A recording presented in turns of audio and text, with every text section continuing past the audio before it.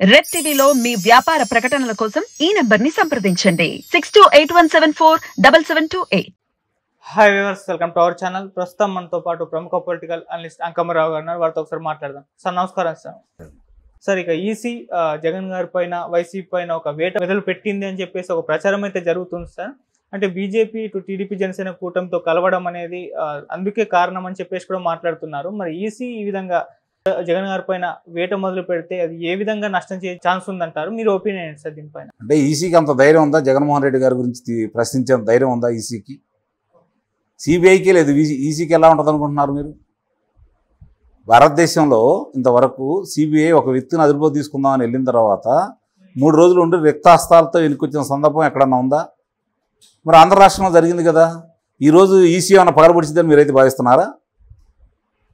ఆంధ్ర రాష్ట్రంలో జగన్మోహన్ రెడ్డిని కాదని, జగన్మోహన్ రెడ్డి పరిపాలన కాదని అక్కడ కేంద్ర బలగాలు కావచ్చు, కేంద్రంలో ఉన్నటువంటి స్వతంత్ర సంస్థలు కావచ్చు మనుగడ సాగించగలవా? ఆంధ్ర రాష్ట్రంలో సాగించలేవు. ఏ సంయుక్త కూడా జగన్మోహన్ రెడ్డి గారి మీద కానీ, జగన్మోహన్ రెడ్డి యొక్క ప్రభుత్వ అధికారుల మీద కానీ చర్య తీసుకుంటుందని అయితే నేనైతే భావించట్లేదు. ఓకే, ఎందుకంటారు సార్? జరుగుతున్న పరిణామాలు చూస్తున్నాం కదా. ఏనాడు వెళ్ళారు చంద్రబాబు నాయుడు గారు ఇక్కడ జరుగుతున్న అవకతవకల గురించి? 25,000 మంది దానిలో ప్రత్యక్షంగా పాల్గొన్నారని, వాలంటీర్లు కావచ్చు, లేకపోతే సచివాలయ సిబ్బంది కావచ్చు, పార్టీ అధికార వ్యక్తులు కావచ్చు, శాసనసభ్యులు కావచ్చు, శాసనమండలి సభ్యులు కావచ్చు, లోక్సభ సభ్యులు కావచ్చు, ఇంతమంది ప్రమేయం ఉందని చెప్పి స్పష్టంగా చూపించి సాక్ష్యాధారాలతో ఇచ్చిన తర్వాత ఎంతమంది మీద చర్యలు తీసుకున్నారు? ఆ దొంగ ఓట్లు ఇప్పటి వరకు ఏం తొలగించారు? ఆ తర్వాత తీసేసిన ఓట్లు ఎన్ని చేర్పించారు?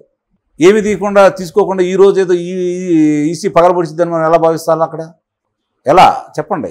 ఒక ఆధారం చెప్పండి, ఒక నమ్మకం చూపించండి. మీరు నమ్మకం కలగడానికి, ప్రజల నమ్మకం కలగడానికి వాళ్ళు తీసుకున్న చర్యలు ఏంటో చూపించండి. తిరుపతి అధికారులు లేకపోతే 3 అధికారులని చర్య తీసుకుంటే సరిపోతుందా? అది హైకోర్టు వాళ్ళ చర్యలు తీసుకోవడం జరిగింది, మీరు కాదు. ఓకే, న్యాయస్థానాల మీద పోరాడారు కాబట్టి న్యాయస్థానాలు ఇచ్చిన దానికి మీరు అనుగుణంగా మీరు ప్రవర్తించారే తప్ప మీరు స్వతంత్రంగా తీసుకున్న చర్యలు అయితే కాదు కదా. కాబట్టి ఆంధ్ర రాష్ట్రంలో జగన్మోహన్ రెడ్డి గారు చెప్పినట్టు కేంద్రం పనిచేస్తుంది తప్ప కేంద్రం చెప్పినట్టు జగన్మోహన్ రెడ్డి గారు పనిచేయరు కదా. కాబట్టి కేంద్ర సంస్థలన్నీ కూడా ఆంధ్ర రాష్ట్రంలో ఉత్సవ విగ్రహాలే, తోలుబొమ్మలు అన్నమాట. ఆడిచ్చే జగన్మోహన్ రెడ్డి, ఆడేది మాత్రం వీళ్ళు. అంటే కేంద్ర సంస్థలను ఆడించేంత కెపాసిటీ జగన్మోహన్ రెడ్డి గారికి ఉందంటారు? నిస్సందేహంగా. అనుమానం ఏముంది దాంట్లో? జగన్మోహన్ రెడ్డి గారిని చూసి కేంద్రం భయపడుతుంది అనుకోవాలి తప్ప కేంద్రాన్ని చూసి జగన్మోహన్ రెడ్డి గారు భయపడుతున్నారని భావించాల్సిన పని అయితే లేదు కదా. ఆంధ్ర రాష్ట్రంలో జరుగుతున్నాయన్నీ దేశ విదేశీ వాళ్ళందరూ తెలిసినాయి, మరి కేంద్రానికి తెలియట్లేదు కదా. అంటే దాని అర్థం ఏంటి? ప్రపంచం మొత్తం తెలుస్తుంది. ప్రపంచంలో గొప్పగా ఇప్పుడు గొప్ప దేశంగా వెలుగుతుంది భారతీయ జనతా పార్టీ ఆధ్వర్యంలో జరుగుతున్నటువంటి నరేంద్ర మోడీ గారి ప్రధానమంత్రిగా ప్రపంచవ్యాప్తంగా ప్రత్యేకమైన గుర్తింపు భారతదేశాన్ని తీసుకొచ్చారు, ప్రతిష్టంగా తయారవుతుందని చెప్పుకుంటున్న వీళ్ళు ప్రతిష్ఠితం అంటే ఇదా? హత్యలు చేయడం ప్రతిష్టమా? దోపిడీ చేయడం మన ప్రతిష్ట పెరిగినట్ట? అంటే భారతదేశంలో అంతర్భాగం కాదా ఆంధ్ర రాష్ట్రం? ప్రజాస్వామ్యం కూని అవుతుంటే కనపట్టలేదా? దాని మీద చర్యలు లేకుండా ఈరోజు ఏదో చర్యలు ఉంటాయని భావించడం ఏంటి? అంటే నిన్న జరిగిన వాటిని చూసుకుంటా ఉంటే వాళ్ళ మీద నమ్మకం లేదు, నమ్మకం కల్పించే పనులు చేయటం లేదు. అది వాస్తవంగా. మరి ఇది టీడీపీ జనసేనకు అర్థం అవ్వట్లేదా సార్? ఆ కూటమికి అర్థం అవ్వనంత పిచ్చాళ్ళైతే అని నేను అనుకోవట్లేదు. రాజకీయంగా వాళ్ళ గురించి తక్కువగా అంచనా వేయడానికి ఏం వీల్లేదు. కానీ వాళ్ళు బెదిరించి వాళ్ళ కార్యక్రమాలు నిర్వహిస్తున్నారు. వాళ్ళ బెదిరింపులకి వీళ్ళు లొంగిపోయారని అయితే నేను భావిస్తున్నాను. అందుట్లో ఎలాంటి సందేహం కూడా ఏం లేదు.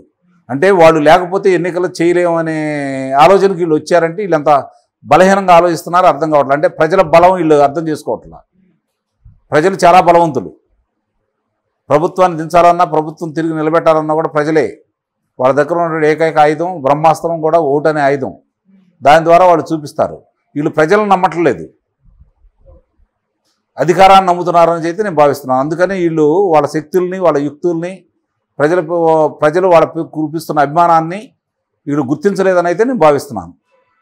సరే, మొన్న ఒక ప్రెస్ మీట్లో అమిత్ షా గారిని ఒక రిపోర్టర్ అడిగితే మోదీ గారిని టెర్రరిస్ట్ అనే వ్యక్తితో మీరు ఎలా పొత్తు పెట్టుకుంటారు అని అంటే చంద్రబాబు గారికి బుద్ధి వచ్చింది ఇప్పుడు, అందుకే పొత్తు పెట్టుకున్నామని చెప్పేసి అన్నారు. దీనిపైన మీ కామెంట్స్ ఏంటి సార్? అది అన్న తర్వాత వీళ్ళకి బుద్ధి వచ్చిందో లేదో మనం ఆలోచించుకోవాలి. నిజంగా ఆ మాట అన్న తర్వాత వాళ్ళతో కలిసి ప్రయాణం చేస్తున్నారంటే మరి వీళ్ళ గురించి కూడా ఆలోచించుకోవాల్సిన పరిస్థితి వస్తుంది. మరి సార్ ఇక్కడ బీజేపీతో పొత్తు అనేది టీడీపీ జనసేన కాస్త నష్టం చేకూర్చే ఛాన్స్ ఉందని జైనా భయపెట్టి భారీగా నష్టం, కాస్త కాదు భారీగా నష్టం చేకూరింది. అందుట్లో అనుమానం లేదు. వీళ్ళిద్దరు కలిసి 160 స్థానాలు వస్తాయని భావించాం. వీళ్ళు కలిసిన తర్వాత ఎంతో కొంత అంటే మరి జగన్మోహన్ రెడ్డి గారికి అధికారం వచ్చిందని అయితే నేను భావించట్లేదు, కానీ అంత బలంగా వీళ్ళు ఎక్కువ స్థానాలకి రావడం కూడా గండి కొట్టడానికి కారణం ఏంటంటే ఇప్పుడు 6 లోక్సభ స్థానాలు తీసుకుంటున్నారు. అవును, అంటే 6 ఏళ్ళు 42. 42లో వీళ్ళు ఒక 10 పోటీ చేస్తే మిగిలిన 32. ఈ 10లో 8 గ్యారంటీకి పోతాయి. మిగిలిన అంటే అప్పటికి ఆల్రెడీ 8 వచ్చినట్టే కదా వాళ్ళకి. మిగిలిన 32లో వీళ్ళు బలంగా గెలిచే అవకాశాలను కూడా దెబ్బతీస్తున్నారేమో అనిపిస్తుంది. కానీ ఇంకో వర్షం కూడా బయటకు వచ్చింది సార్. జగన్మోహన్ రెడ్డి గారే బీజేపీని అటు టీడీపీ జనసేన కూటమితో కలవాలి అని చెప్పేసి ఒక రిక్వెస్ట్ పెట్టినట్టు ఒక వర్షన్ బయటకు వచ్చింది. మరి దీని నిజం ఉందంటారు? అంటే అది జగన్మోహన్ రెడ్డికి హెల్ప్ చేస్తుంది అని అనుకుని ఆయనకు ఉపయోగం అయితే ఏదైనా చేస్తారు భారతీయ జనతా పార్టీ, అయినా అయ్యి ఉండొచ్చు. అంటే జగన్ మాట వినేంత ఉందా అంటారు సార్ మోదీ గారికి? జగన్ మాట కేంద్రం వినాలి తప్ప కేంద్రం మాట జగన్మోహన్ రెడ్డి గారి వినే పరిస్థితి అయితే లేదు. ఓకే సార్, ఇప్పుడు పాయింట్కి వస్తే మరి ఈసీ వల్ల ఇప్పుడు వైసీపీ పార్టీ పైన దండయాత్ర మొదలు పెట్టిందని ఒక వర్షన్ బయటకు వచ్చింది సార్. దీనికి నిజం ఉందంటారు లేదంటే? అందులో ఒకరు చూపించండి నేను నమ్ముతాను. వచ్చిన దొంగ ఓట్లని ఎన్ని తొలగిస్తే నమ్ముదాం. లేదు తీసేసిన ఓట్లని ఎన్ని జరిపించారు. అధికారులు నిర్వాహకం చూస్తూనే ఉన్నారు. వాలంటీర్లు డబ్బులు పంచుతున్నారు, వాలంటీర్లకు డబ్బులు ఇస్తున్నారు, కానుకలు ఇస్తున్నారు. బైబుల్ చేతిలో పట్టుకొని వాళ్ళ మేనత్త గారు స్వయాన అక్కడ అరకులో చర్చి ఫాదర్లందరికీ కూడా కానుకలు ఇవ్వడం చూసాము. వాళ్ళ మీద చర్య తీసుకున్నారా? దూరంపూడి చంద్రశేఖర్ రెడ్డి గారు స్వయంగా చర్చిల్లోకి వెళ్ళి ప్రార్థన చేయించేసి మాట్లాడారు, ఆయన మీద చర్య తీసుకున్నారా? మంత్రి జోగి రమేష్ గారు అదేవిధంగా ఫాదర్లతోటి చర్చి పెద్దలతోటి కలిసి మాట్లాడారు, వాళ్ళని ప్రార్థన చేయించారు, వాళ్ళు కానుకలు ఇచ్చారు.